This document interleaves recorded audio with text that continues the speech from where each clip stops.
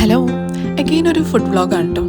നമുക്ക് എപ്പോഴും കഴിക്കാൻ കിട്ടാത്ത വളരെ റെയറായിട്ട് കിട്ടുന്ന ഏതൊരു ഡിഷിനോടും നമുക്കൊരു പ്രത്യേക ഒരു കൊതി ഉണ്ടാവും അല്ലേ? ബീഫ് എന്തായാലും കഴിക്കാനുള്ള കൊതി വന്നിട്ട് ഞാൻ അപ്പച്ചനെ വിളിച്ചു പറഞ്ഞു, കുറച്ച് ബീഫ് മേടിച്ച് വെച്ചേര്, ഞാൻ ദാ എത്തി.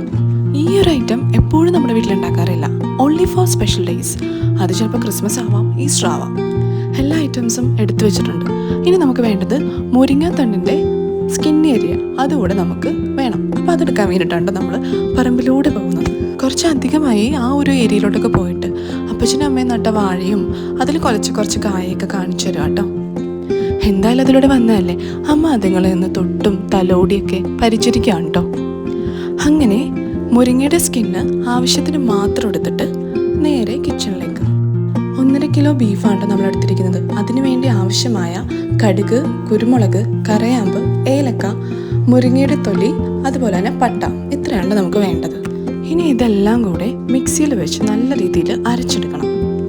ഇൻഫർമേഷൻ അനുസരിച്ച് നോക്കുവാണെങ്കിൽ പോർച്ചുഗീസുകാരാണ് ഈ ഒരു വിന്താലുവിനെ ഇന്ത്യയിൽ ആദ്യമായിട്ട് ഇൻട്രൊഡ്യൂസ് ചെയ്തത്. വേറെങ്ങുമല്ല, നമ്മുടെ ഗോവയിൽ, പിന്നീട് കൊച്ചിയിലാണല്ലോ നമ്മുടെ അമ്മാമ്മയും വരുന്നത്. അങ്ങനെ മേരി ജോസഫിനും കിട്ടി ഈ ഒരു റെസിപ്പി. അമ്മാമ്മയുടെ കയ്യിൽ നിന്ന്, പിന്നെ എൻ്റെ അമ്മയുടെ കയ്യിൽ നിന്ന് എനിക്കും ചേച്ചിക്കും കിട്ടി. ഓക്കെ, അപ്പോൾ കഥ അവിടെ നിൽക്കട്ടെ. നമ്മൾ ബീഫിലേക്ക് ആവശ്യമായ മുളക്, അത് നിങ്ങളുടെ എരിവ് പോലെ ആഡ് ചെയ്തോ. യൂഷ്വലി കുറച്ച് എരിവ് ഇതിന് കൂടുതലായിരിക്കും. കുറച്ച് മഞ്ഞൾപ്പൊടി കൂടി ചേർത്ത് കൊടുക്കാം കേട്ടോ. പിന്നീട് കറിവേപ്പിലയും അതുപോലെ തന്നെ പച്ചമുളകൊക്കെ ചേർത്ത് കൊടുക്കാം. ഇനി നമുക്ക് ജിഞ്ചറും ഗാർലിക്കും കൂടി ചേർത്ത് കൊടുക്കാം കേട്ടോ. അത് ചതച്ചു കൊടുക്കുന്നവർക്ക് അങ്ങനെയും കൊടുക്കാം, അരിഞ്ഞു കൊടുക്കുന്നവർക്ക് അങ്ങനെയും ചേർക്കാം. അങ്ങനെ നമ്മൾ നല്ല രീതിയിൽ ഗ്രൈൻഡ് ചെയ്ത് വെച്ചിരിക്കുന്ന നമ്മുടെ മെയിൻ ഇൻഗ്രീഡിയൻറ്റും കൂടി ആഡ് ചെയ്ത് കൊടുക്കാം. ഇനി കുറച്ച് ഉപ്പും ആവശ്യമായ വിനീഗറും കൂടി നമുക്ക് ചേർക്കാം. അവസാനം കുറച്ച് വെളിച്ചെണ്ണയും കൂടി ചേർത്ത് നല്ല രീതിയിൽ മിക്സ് ചെയ്യാം. എല്ലാ കിച്ചണിലും ഒരേപോലെ തന്നെ റെസിപ്പി വരണമെന്നല്ലോ കേട്ടോ. സ്ലൈറ്റ് ഡിഫറൻസ് ഒക്കെ എല്ലായിടത്തും ഉണ്ടാവും. ബാക്കി വന്ന മസാലയും കൂടി ചേർത്ത് കുറച്ച് വെള്ളം നമുക്ക് ആഡ് ചെയ്ത് കൊടുക്കാം കേട്ടോ. സംഭവം ഇത്രേ ഉള്ളൂ. പക്ഷേ ഇനിയാണ് ടാസ്ക്. കറക്റ്റ് സമയത്ത് നമ്മുടെ പുകയടുപ്പ് ഒന്ന് പണി മുടക്കി. അതിനിപ്പോൾ എന്താ, നമ്മൾ വേറൊരു അടുപ്പ് അങ്ങോട്ട് സെറ്റ് ചെയ്തു. അടുപ്പിൽ വെച്ചിട്ട് ഈ ഒരു വിന്താലും ആക്കിയെടുക്കാന്ന് പറഞ്ഞു കഴിഞ്ഞാൽ അതിനേലും ടേസ്റ്റ് ഒരിക്കലും ഗ്യാസിൽ വെച്ച് കിട്ടില്ല എന്നാണ് എനിക്ക് മനസ്സിലാക്കുന്നത്.